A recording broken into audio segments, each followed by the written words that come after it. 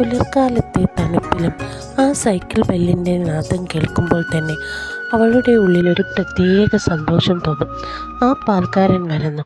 അവൾ കാത്തിരുന്ന നിമിഷം.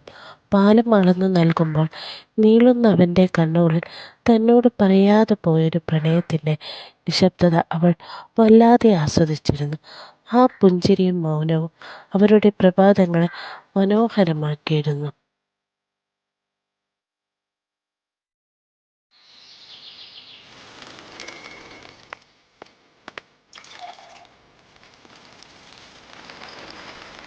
പക്ഷേ ഒരു ദിവസം പതിവ് തെറ്റി പാൽ വാങ്ങാൻ വന്നത് അവളുടെ അച്ഛനായിരുന്നു.